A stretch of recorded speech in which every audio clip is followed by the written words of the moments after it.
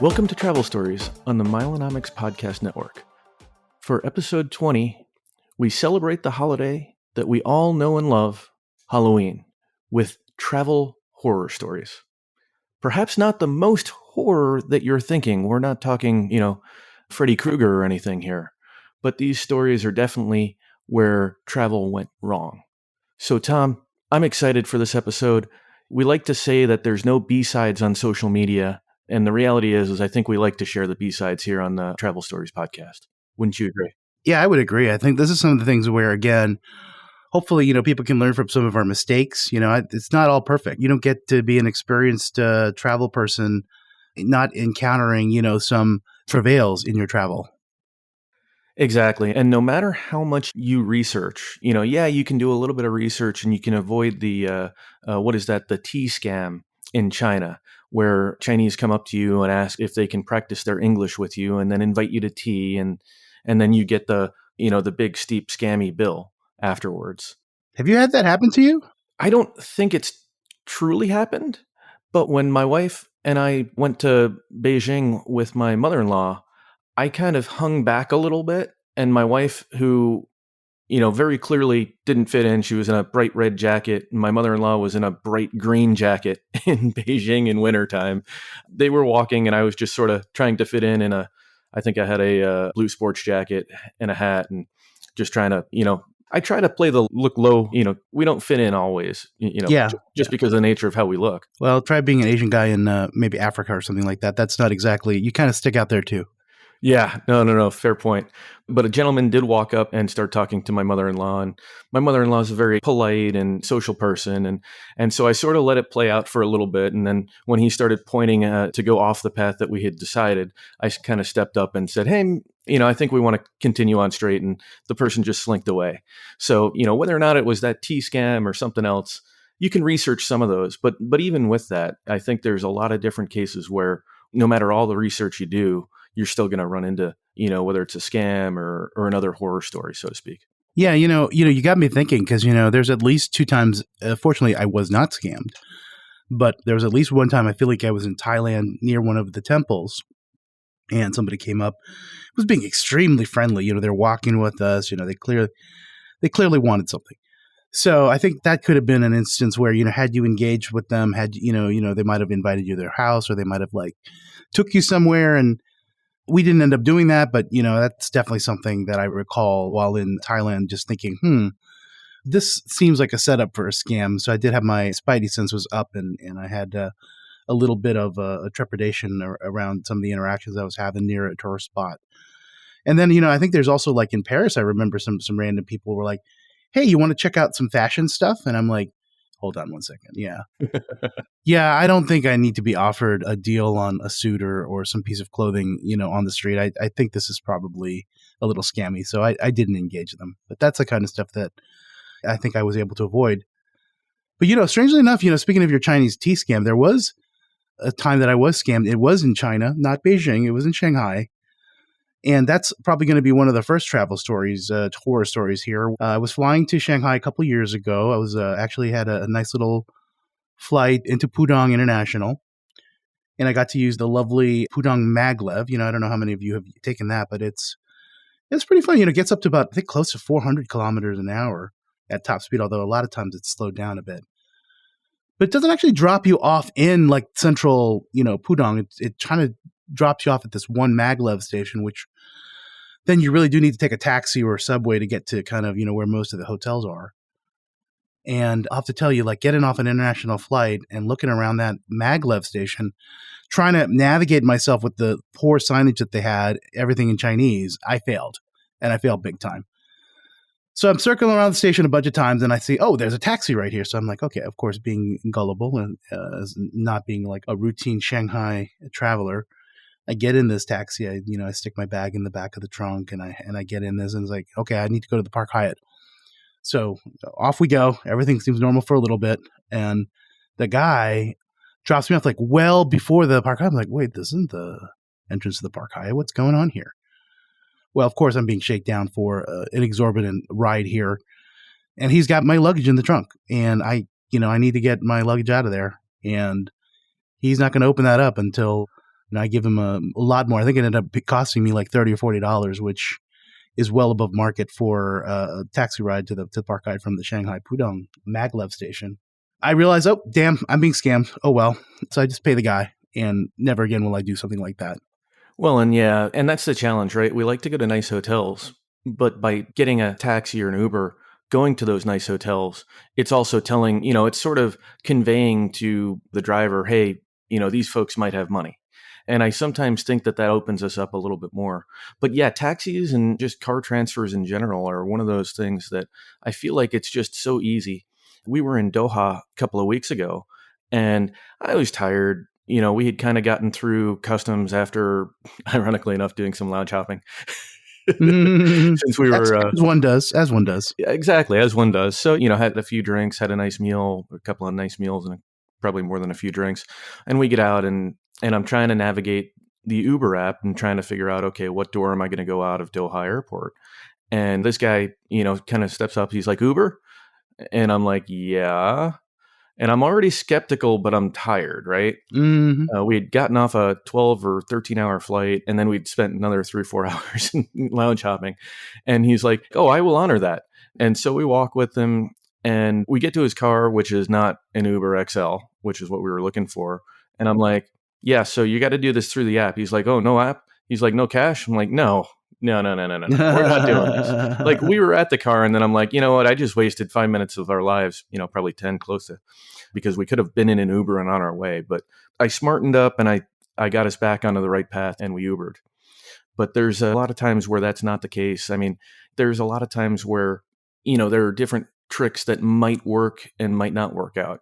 When we were in Rio, one of the tricks that I used to use when we would fly into the main airport, GIG versus SDU, which is their kind of local airport, is that the taxis would kind of roll slowly down on the departures level because they can't legally pick up passengers, but they really want to get back to the city. And so they're incentivized. Yes. And I've found that I've not ever been scammed doing that. Going up to the departures level, and you can tell the ones that are really looking for somebody because they're literally driving like 5 miles per hour, whether there's somebody in front of them or not. But yeah, it's definitely very hit or miss. I was just researching a future trip for, that'll be on probably when this episode gets posted. And Kuala Lumpur, it's like there are 2 types of taxis that you take. Otherwise, just plan to be scammed. Right. I think one of the things you can really do to kind of mitigate this is, and you may pay for it, is, like I think we've done this a bunch of times, is go ahead and arrange for that transportation from the hotel.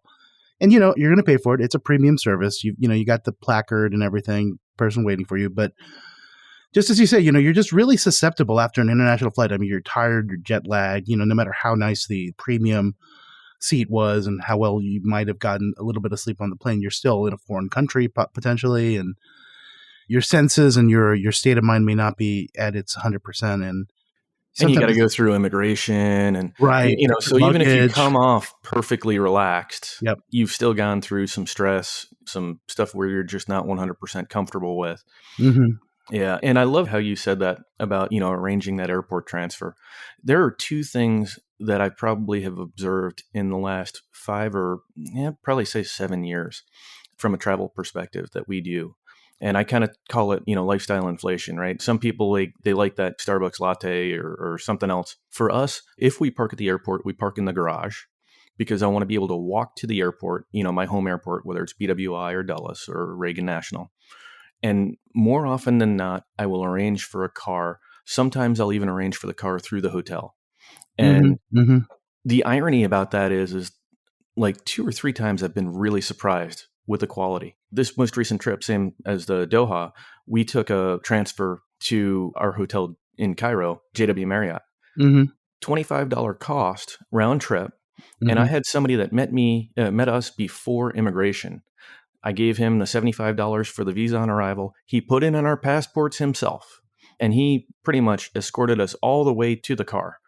And that's the kind of experience that, I think is definitely well worth. So very much not a horror story, I guess. It sounds kind of quite the opposite. Yeah, exactly. Not a horror story.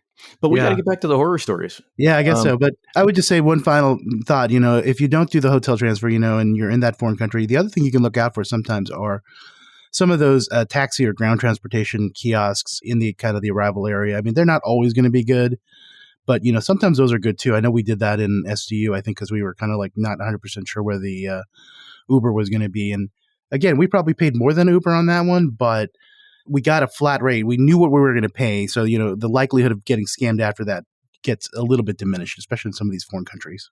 yeah, it gives you a little bit of confidence. Yep.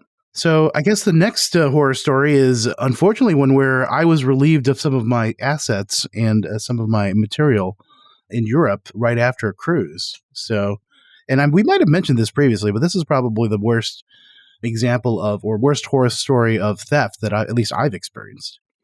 So tell us about this. Were you airside or were you landside? I actually was landside. So we were inside Barcelona airport. We had just gotten our boarding passes for our flight on Air Europa, as it turned out. And we were just waiting right before security. We're just, we thought, good idea. Let's kind of, relieve ourselves. Let's go ahead and do a quick bathroom break. So I've got my parents sitting with all of our bags, and I go in and, go to the bathroom. I'm coming out, and, my mom is hysterical because somebody has come through and just swiped my backpack right from underneath her. And it's just so alarming and shocking that she didn't even know what to do. She was just kind of like almost, I guess, paralyzed her for a minute. And unfortunately, in that backpack, there was a wallet with over $1,500 of cash in euros and dollars. It had my laptop. It had 2 iPhones. It had my expensive Swiss watch. It had a lot of different things. And yeah, I immediately went to the authorities there, got a police report, but yeah, no sign of that bag. And, I think they probably just grabbed it and went straight into a taxi and left the airport. Yeah, that's definitely a horror story. I've avoided that. But so you got the police report. Mm-hmm. You use Alliance as well, right? For Yes. travel insurance? And Or I did did. you do your homeowner insurance? No. I did a claim with my travel insurance, and they were actually pretty good. I mean, it was actually very low friction in getting a claim. But of course, for something like that, the maximum I feel like they paid, I forget the exact amount that they paid out, but they made me somewhat wholer, but they didn't cover everything, obviously. I think I probably got close to $1,000 back from whatever the maximum was for the claim. But that's it. I unfortunately lost more than $1,000 worth of stuff. Well, From it that sounded like you lost more than $1,000 worth of cash, let Yeah, alone all just the cash other alone stuff. was over 1,000. It's kind of funny because we were coming off this cruise, and I was actually gambling in the casino, and I had, believe it or not, wonderful stroke of luck. I had gotten the royal flush on video poker. Oh, you got the royal flush. Yes, I swear that's my one and only royal flush anytime. And when you're playing the typical like $1.25, I mean that it ends up being over $1,000 that you would get from that royal flush. no, that's hard. That's even more hard. You Yep. know, you're coming off a win and you just get dealt this Yes. horrible loss. Yes, the highs and the lows in one episode were quite bad. So, the point is, if you're in Barcelona, have your radar up pretty damn high, even in the airport. And that's the thing is, I normally do have my radar pretty high, but, it's not like my bag was unattended. It was just sitting on a bench next to my elderly parents. And unfortunately, that's kind of important because, even though it was being monitored, it was not being monitored, I think, to the point where somebody coming in and doing something a swift maneuver was able to bypass that, what would normally be reasonable in terms of preventing people or avoiding problem as far as, monitoring your luggage. Yeah, and a bad actor is going to look for that. An elderly person's probably not going to run after, try Exactly. to chase. They're probably not going to have the strap wrapped around their arm. And unfortunately, Barcelona has a little bit of a reputation, at least It does. In my experience. It didn't help that we just come from the Air Europa business class check-in, so. Oh, geez, even worse, yeah. That's probably one reason why I've only been there once and haven't been back. We didn't have a bad experience, but, we just sort of, it didn't It's a wow great us. city. It's a great city. Just don't have a lot of cash on you. That's probably the moral of the story. Yeah, and just to circle back once on that travel insurance, my understanding is like most of the travel insurance that we end up doing for either trip interruption or, loss or theft, the maximums are really low. I think Yes. for the alliance that we use or that I use for my family, I think the health insurance is actually, quite good. It's Mhm. just the other things, that might occur more frequently have a much lower threshold, and you can max out your policy in one event, really. So Yep. in my experience, tend to look first to like the credit card sort of stuff. But I don't know if Chase's travel insurance covers theft. I Yeah, wonder now. and the thing is like with travel insurance is I think that is a coverage you can probably get a higher limit on, but you're probably going to be paying a pretty good penny. And what is the actual likelihood? You're probably better off just being more cautious and just not putting yourself in that position. Had I to do it again, I probably, when I think about it, knowing that Barcelona was my both, embarkation and disembarkation city, I probably should have traveled with fewer, high cost things. It probably would have probably makes some sense. And that would probably be the case in other parts of the world where, you kind of have a higher likelihood of encountering a theft situation. Oh, absolutely. My wife leaves her engagement ring at home more often than not, just some of the places that we go. Continuing on that thread of landside at the airport, mentioned the Cairo visit just a week or so ago. Arriving at the airport to depart, Cairo is one of those airports where you've got to go through an itinerary check before you can get into the building. And we're doing this at 5 a.m. in the morning. So we're already tired. It was one of those, jet lag nights with our daughter. So, we're all sleep deprived. You go through that document check, and then you've got to go into a line for getting through security just to be able to get your boarding passes, right, to check in. Well, the premium line where we were flying had people that just had 5-10 bags. We're talking like the big bags like that I could fit in. They could very well be, trafficking bodies in those things. And so those security screeners were really backed up. And so we were sort of we weren't really scrambling because we had plenty of time. But, our daughter was just not in the mood to be doing anything at 5 a.m. in the morning. Mm-hmm. And my Mm-hmm. wife clearly played off of that. And she saw a red shirt. And there were a handful of these guys in red shirts. And he walks over and he's like, "That's all you have? I can take you to this other screener and there's no line." And I'm like, okay. And so, one takes my wife's bag and they're 10 feet ahead of me. The other guy turns to me and he's like, "You have cash?" And I'm like, oh, Jesus. I just got into it. And I didn't have any small dollars. So I gave him 20. And again, I was tired. In hindsight, I'm not really happy with it. But maybe, me sharing this story prevents somebody else from having to do it. Right. And he's like, "Make sure you take care of my friend who's taking care of your wife and her bag." And I'm like, okay, fine. I'll do the right thing. Maybe it's not the right thing. These guys probably got a really nice payday because they, if I had a $5 bill, that's what they really should have gotten. Right. Right. Because they probably did save us about a half hour. Okay. But needless to say, so now I'm out $40 because those were the smallest dollar bills I had. Wow. It was a rough 30-minute savings. You saved time, but you didn't feel great about it. Oh, I felt horrible about it. It was one of those things where, we have the $20, $30 rule, but it was still one of those where I was just gritting my teeth through it. And one of these guys has the audacity, a third person has the audacity, because clearly they talk, right? Yeah. And I'm just about to go through and he's like, "You have some money for me?" And I looked at him, I'm What? like, "No, your colleagues cleared me out." Yeah. Yeah. He just kind of walks away, deflated, like, clearly you're Mr. Moneybags. You're giving everything out. Yeah, I guess the rule of thumb there is, have some small change on you and kind of load up on those small bills when you're traveling, especially, I'm pretty sure you can pretty much tip in US currency around the world and most people are still happy. Exactly. And the other thing that I usually do, and I had done it in previous points on this particular trip, but I just forgot to have anything because I didn't expect to be paying any sort of tip at this juncture, is have small change outside of your wallet. Because they see your wallet and they're like, "Oh, okay." Yeah, he's got some target. stuff. Yeah. That's a good point. Yeah, those were some experiences that all these things that we know, but you get that, early morning departure or that bad night's sleep where you're just not firing on all cylinders and you make some of those newer traveler mistakes and sometimes it stings. Makes you wonder what happens in that situation if you don't have any cash. I'm like, they're like, "Oh, I have, look, nothing," Like what would happen? I'm pretty sure they just say, "Okay, go back in line." I mean, I have to believe they're not going to, you're in an airport, there's security, there's military checking to make sure that you belong there. Right. I don't think they're going to try to do something of theft or worse.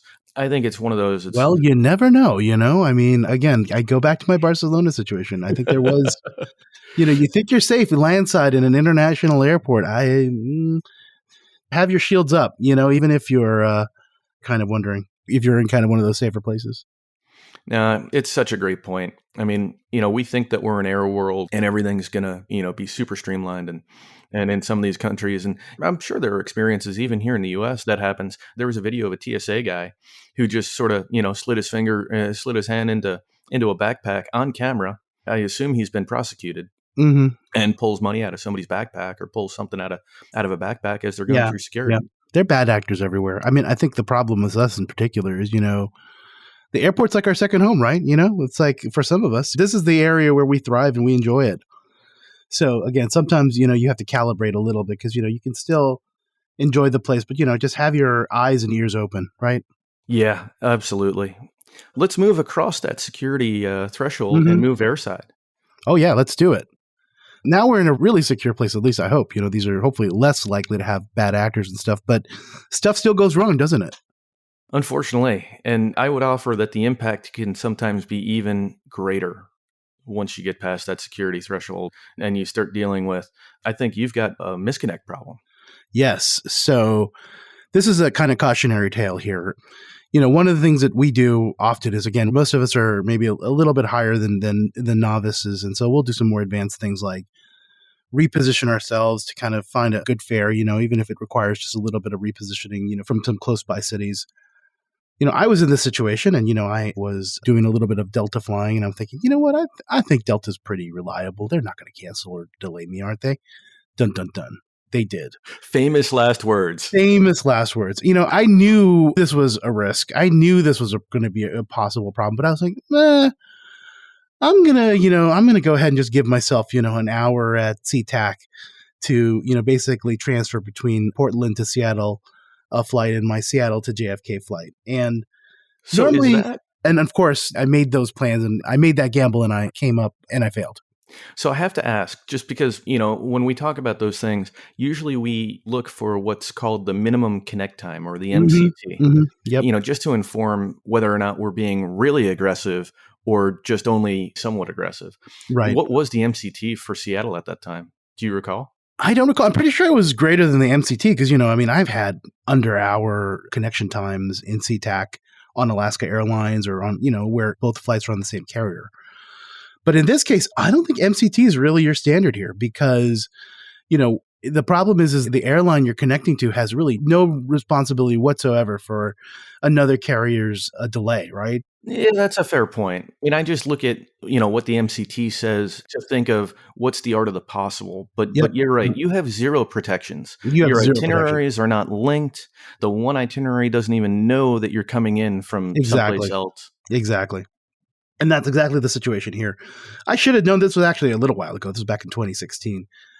But unfortunately, this particular Portland to Seattle flight, a really mundane first thing in the morning flight. Again, even more less likely that you're going to have a problem. It's the first leg of the day. But no, luck was not on my side that day. The fun part is I digged this up. I took a look at what I had in front of me on this. I was doing Portland to Seattle on Delta.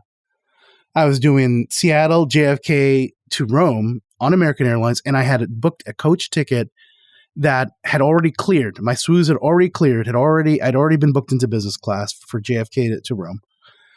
I had a Rome to Gatwick, technically, in British Airways, and then I had a Heathrow to Dubai in Qantas first class, which was going to be quite the fun flight that I was really looking forward to. I had a stay on points at the Waldorf Dubai. Again, never made it to that Waldorf Astoria. I had a Dubai to Amsterdam on KLM in business, and then a further connection from Heathrow or Amsterdam to Heathrow in business on KLM. To top it all off, I was going to have a wonderful trip to the Virgin Clubhouse and fly upper class from Heathrow to Dulles. I had to cancel all of that at SeaTac after missing my flight. So let's see here. You had one unicorn, yes, and you had like 10 points of failure here. Yes. If I was a betting man, I don't think I would have said the PDX Seattle was where you were going to run into problems. I agree. I'm seeing that, arrive into Gatwick and then have to get to Heathrow. Yep. That seems like it wasn't overnight. Much more. Oh, okay. There was an overnight there. Dubai was an overnight. And then you've got the Amsterdam connection too. And I suppose Amsterdam was probably not nearly as bad then as it is nowadays. but you still have an That airport was where you one. have to go through security at the gate, which obviously, introduces additional risk for a tight connection. But at least that was all one PNR. So the Dubai, Amsterdam, Heathrow, Dulles was one ticket. I looked back; it would cost me 70,000 SkyMiles and 400 whatever United Arab Emirate dinars or dirhams, whatever the AED is. Oh, that's quite the deal, especially It with was well with nowadays. with Virgin. Well, I'm Yes, just thinking from the dollar value with Virgin, yes, that's quite the deal. it was. Well, at least it wasn't no UK passenger tax because I was connecting. Oh yeah, that definitely helps. That just connecting, even though you were going from one airport, it's easy to get it mixed up. The first time you were going from Gatwick to Heathrow, but the way home you were just going London, Correct. Heathrow to Heathrow, or Yeah. Heathrow in and out. And all of this because I thought, you know what, I'd rather spend an extra day in Portland with my friend than overnighting in Seattle, because that probably was one of my options, was to overnight in Seattle and then take this flight to Rome via JFK from Seattle. Well, I get there, I get off the delayed Delta flight, which is delayed more than an hour, and I run to the gate, and to their credit, American Airlines, the gate agent that was there was still there. And she was trying to help me. I mean, she was like typing away furiously, like you kind of almost like a comedy show, where you have those agents, they're on their terminals. But no luck for me. And this was the return segment of a Rome originating flight. So it was probably an FCO to Seattle. Oh, so that's even worse. Yeah. So I mean, literally, the cash value that remained on this ticket was like less than probably the change fee. Mm. So there was really no recourse for me at that point. I remember explicitly being in the lounge, being dejected, but then I'm like, okay, let me just start refunding things and let me look. Well, what am I going to do? By the way, I'm in Seattle. I don't live in Seattle, by the way, guys. So I do manage to find last minute a United flight, Seattle to Dulles. I book it for business class or domestic first. It's probably one of the few times I booked something in the airport minutes before the flight was boarding. And actually, that's another one I remember. This is going to be interesting. Another sort of not really horror story, but this was one of the few times where I boarded this United flight. I started motioning to put my bag in the overhead bin. And this guy that's like right next to me is like, no, this is my space. This is above my seat. Oh, another one of them. Another one of them. Yeah, again, these people deserve a special place in hell. This is not your overhead bin, man. Come on. What the hell? At this point, I don't know. I was already kind of drained at that point emotionally. So I'm like, whatever, dude, you do you. Yeah. So when we talk misconnect, and I know, Sam and Robert on the main show, they often, and believe me, I totally agree with it. When you can do it, they're much more focused on, I want to go from point A to point B. I don't want to have to jump, up to San Francisco, or I don't want to have to jump to New York to be able to fly to my ultimate destination. You and I were like, oh, New York, no problem. Hey, Miami, sure. DFW, Yep. Why not? So I think I might have hinted at this story some time ago, but I think this was similar time frame, 2014, 2016, sometime around then. We were on this nested by 5 or 6 times itinerary, and we were just at the tail end in Rio de Janeiro. And we were sitting in, at that time, it was TAM. It wasn't LATAM. So that kind of tells you how long ago this was. Prior to the merger, huh? Prior to even the talk of the merger. Still Star Alliance at that point. It was still Star Alliance, yeah. And so we're sitting in the TAM lounge, and we get a notification. We were going to fly TAM down to Buenos Aires, and we were going to have like a couple of hours, and then we were going to take a United flight back up to Newark. And then from Newark, we were just going to get down to BWI. But we had to get, from Rio to Buenos Aires. Well, it turns out that the flight from Buenos Aires back to the States was delayed by 12 hours or so. And so here I am. I'm thinking I'm a smart one. I call up United's 1K line because that's what I was at the time. And it happened to be actually almost this time of the year, too, because it was my birthday trip. And I said, hey, when we were coming through security, we saw that there was a flight from Rio right into Washington, D.C., Dulles. And I said, so can you get me on that flight? We've got this weird itinerary where we've got an unrelated TAM flight down to Buenos Aires. And then this Buenos Aires flight is delayed 12 hours. What's the art of the possible? And the 1K agent was just simply fantastic. She's like, give me a minute. I think I can make this work. She ends up working magic, gets us on the Dulles flight. Now, the old days, I don't know if it's still the case because I'm not as big a United flyer. The old days is when they do something weird like that, your fare class goes, and it was an economy ticket, your fare class goes to full fare economy. So it went Mhm, to like a mhm. Y or a B fare. And I Right. said, hey, just out of curiosity, it's my birthday. I'm going to ask. If it didn't happen, fine. But what fare class are we now in? And she's like, oh, Y, of course. And so I'm like, can I apply our system wides? It'd be nice to just fly up in a premium cabin on my birthday. And she's like, yeah, sure, no problem. So then she's like, the only kicker is you're going to have to go and get your ticket from the land side, is what she said. We'd already gone through customs at Rio's Gig International Airport.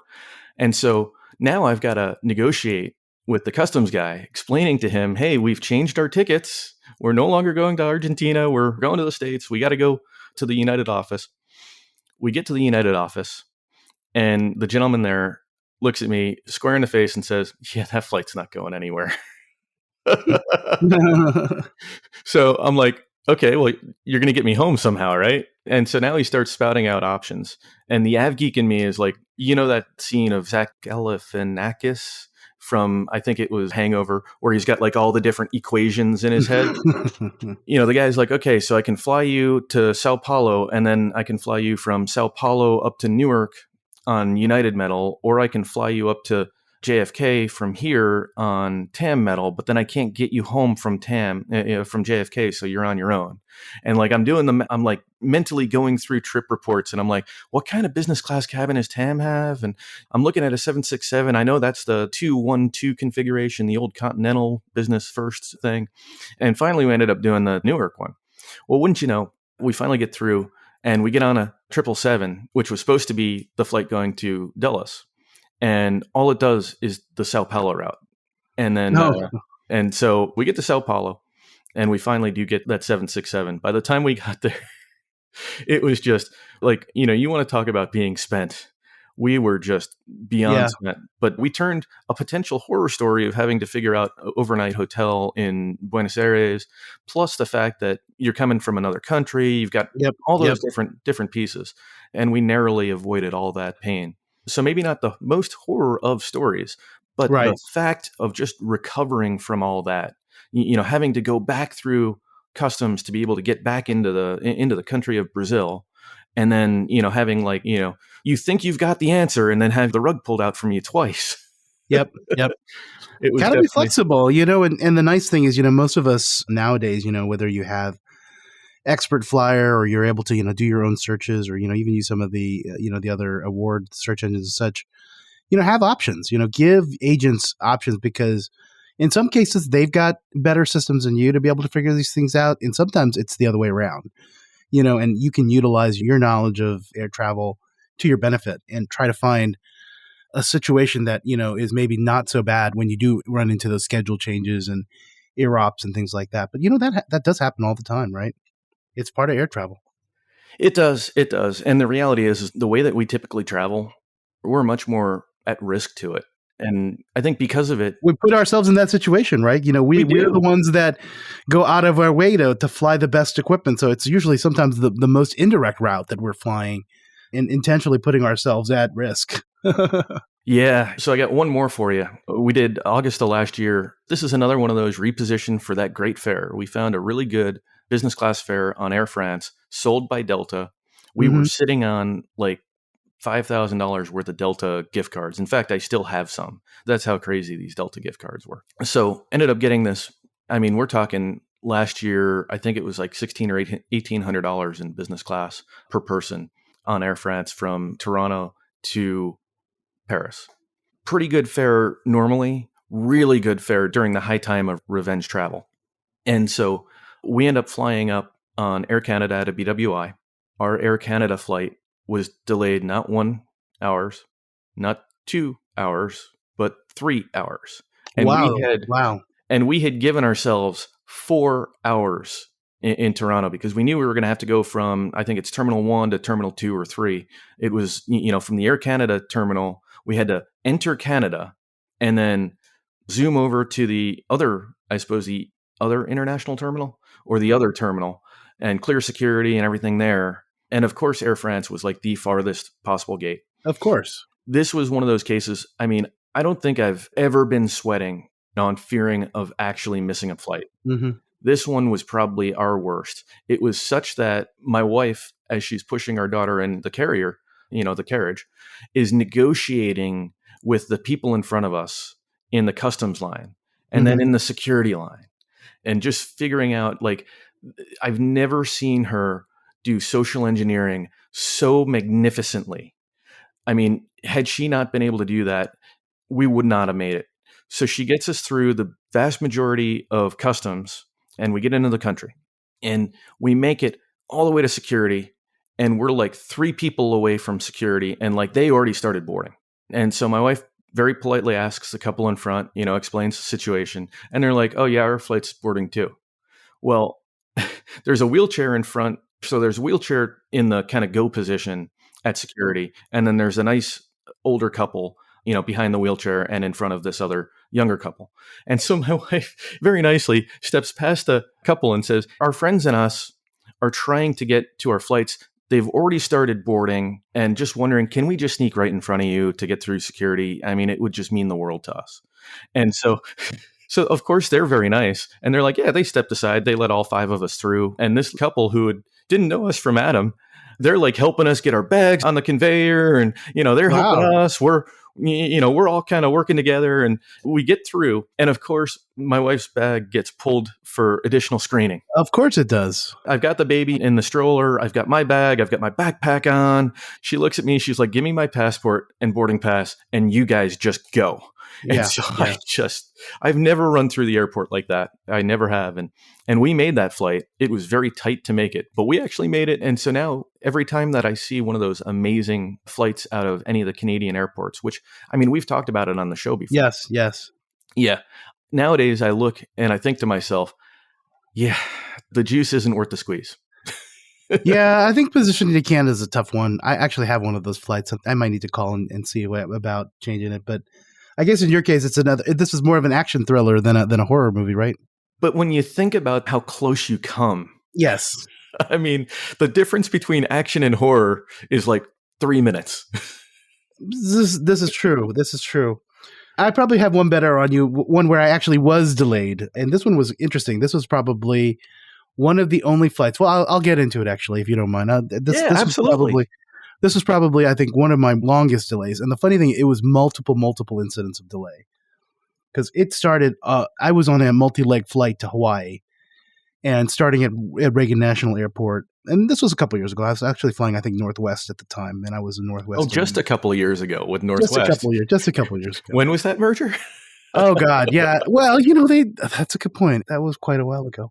So I was on this Northwest flight, and I was a lead member. And let me pause you just for a second. Sure. Just for any of our listeners that don't know, Delta and Northwest merged. Gosh, it must have merged, over a decade ago? 2008, maybe? Yeah, so 15 or so years ago.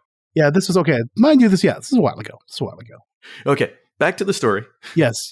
So, well, and, Northwest, actually, for all its kind of fleas and ticks as a carrier, because, it wasn't exactly the best airline around, but they were known for their reliability. Again, I think Delta's, being known for its reliability is one of the inheritance from that merger. Because I think a lot of those operations people from Northwest, they are what caused Delta to be known for being quite an on-time carrier, I think. A shame they've lost them all from the pandemic. I think that's what happened. I think that generation of ops people just ended up retiring. Anyway, that's probably completely unrelated to this story, because we're talking about a flight that had an air ops. My first leg on Northwest, I think either to Detroit or Minneapolis, became delayed, and I was going to misconnect. I was not going to make it to Hawaii. So one of the first times I've ever had, the agent ended up booking me on United, totally different airport, on a flight to LA, connecting in LA to Hawaii. So I was like, okay, I guess I'll go with this. They wrote me out a voucher, again, paper voucher for a taxi fare. Oh, wow. And I hopped in a taxi from Reagan and went out to Dulles and hopped on a United flight. And that part was pretty uneventful, just your typical transcon. It was an economy at the time. I was a little bit more of an economy flyer back in those days. Weren't we all? Yes. And I made it to Los Angeles. I'm in the boarding area. And of course, that Los Angeles-Honolulu flight decides to get delayed. So I'm sitting around, and I have to say, as bad as Dulles is, I think LA at that time was almost worse in terms of how packed the terminal was in terms of having absolutely no place to sit. Oh, yeah, I remember those Hawaii flights. So, Yeah. oh gosh. And not only that, but it's like the up and then the down. That's right. Everything's like they can't maintain a level in that terminal for whatever reason. Oh gosh. I'm feeling your pain right now. Yes. Well, of course we board. We get on the 767. Where everything looks fine. We're boarding. I'm sitting down. We're taxiing. We get to the runway. I guess, they get clearance. They start taking off. You hear the engine spin up. And I'm like, and then you hear the announcement that happens like, oh, sorry, people, we've encountered some type of a power issue with our engines. We apologize for this delay. We're going to head back to the gate and take a look at what's going on. So, of course. This literally sounds like the Millennium Falcon trying to fire the engines up and then. Yeah, exactly. So we Your go hopes back. are dashed. Your hopes are dashed. But I'm still okay at this point. I'm like, all right, fine, whatever. So we get back to the gate. We deboard the plane. We're sitting around for another couple hours. Get back on the plane. Again. To do all the taxiways at LAX, not exactly short. You get to the runway. Engines start to warm up. You hear the again. And the cab's like, okay, we tried twice. Sorry, we're canceling the flight. So we canceled the flight. I overnight in LA, and I forget exactly how late I was. It was probably more than 24 hours delayed that I ended up being from my originally scheduled flight. So that was probably one of the bigger horror stories. But the funny thing is, even though this was 15 years ago, it's interesting. United was proactive and they sent out like emails to everybody, providing some compensation, not, obviously some service recovery. I remember how they used to do that. Gestures of goodwill. And the funny thing is, because we ended up taking off twice, I got like 2, maybe even 3 of these emails, and they were all ended up being like, codes for like $300 off or something. And I think this was not too bad. This was not a horrible result. I was thinking to myself when I got these emails. I almost feel like that's more acceptable than the age-old issue that I feel like we have happen far more often, which is the crew times out. I mean, that is the biggest gut punch. I don't have a specific story for that, but I've had it both ways, right? Like we've had issues. One issue, we were going to Korea and the AC in the cockpit wasn't working. Oh, wow. And so we're waiting for a while. We were in business class, so we're drinking and, the flight attendants are chatty and everything's going well. And ultimately, they get it fixed and I'm chatting with the flight attendant and she's like, yeah, we're negotiating to see whether or not we're going to time out before we get in the air. We'll get to that timeout before causing us to cancel. And she kind of quietly walks by afterwards and she's like, we're going for it. And we're like, yes. But we've had so many of those issues where it wasn't the case. So I think you've got a final story. Could this be another first story for you? It was. I did have one other horror story. And, this is one where honestly, I got pretty emotional. And this is in the really way back machine. This is pre 9/11. This was my first transatlantic flight that I ever took. I had taken international trips before this, had taken, I visited my family in Korea, a couple times before this. But, this was the first time actually flying over the Atlantic. This was my first trip to London with a couple of friends of mine. This was back when I was still in college, I believe. And this one is interesting because, again, let me set the stage for you guys. This was pre 9/11. So this was where, when I was flying back and forth from upstate New York, which is where I went to college, I had gotten used to this idea of you walk up to the gate and you didn't even need to go to the ticket counters at that time when you were just doing carry-on.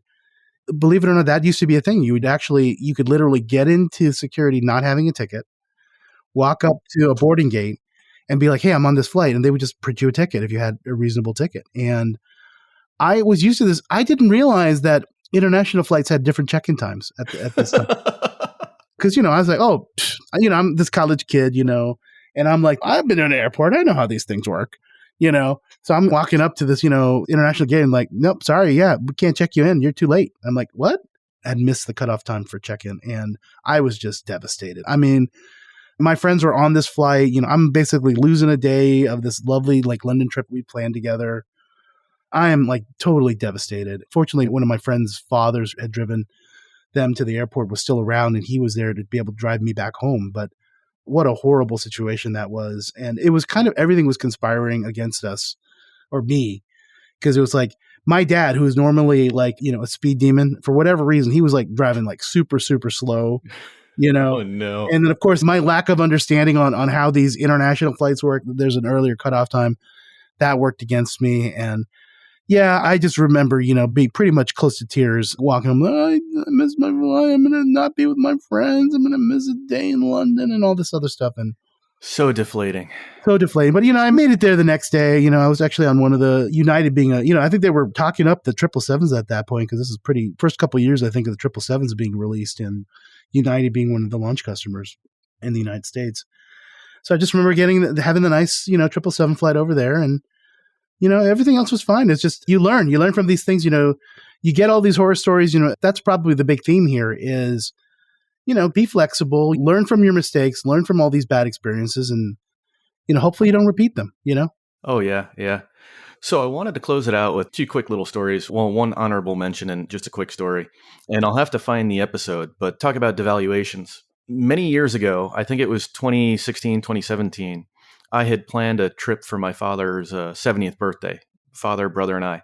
And I remember distinctly, I'm sitting at the computer looking at Alaska Airlines website, and I'm looking at Emirates flights. Oh, I know where you're going with this. I remember this. Yeah, this was the no-notice devaluation. I'm frantically looking for flights. I'm on the phone with them. The agent is telling me that they're disappearing. It all ended all right, which is why I say it's not, a true horror story, but the experience just that night of like, what on earth is going on? And then Trevor, you need to do an episode just of your near misses, man. I mean, your near misses are apparently, you're just like one, just ever so slightly more lucky as we record this on Friday the 13th than some of us. Well, something, I get my luck with award availability and travel, whereas you get your luck with the straight flush on video poker. Okay, fine. Well, sometimes that is a rare event. That is a unicorn. So I'll finish the Alaska story with, if you want to hear me in perhaps a very completely unvarnished manner that was probably about, my Irish was about as up as it's ever been on a podcast. I'll put a link to the Savorosity Observation podcast that Joe Chung and I talked about this very experience.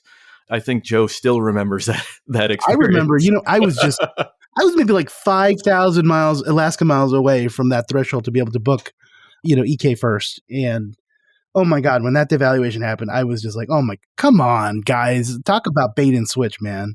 Oh, God, yeah. I mean, an Emirates First is just such an amazing product. Mm-hmm. It was a gut punch. Thankfully, again, it was a near miss, but the experience that night of just watching this availability disappear, being on the phone and hearing the agent saying it's disappearing and thinking that this glorious thing that I convinced my father and my brother to apply for random credit cards, that they didn't even fully understand why, what the strategy was. They just got these cards.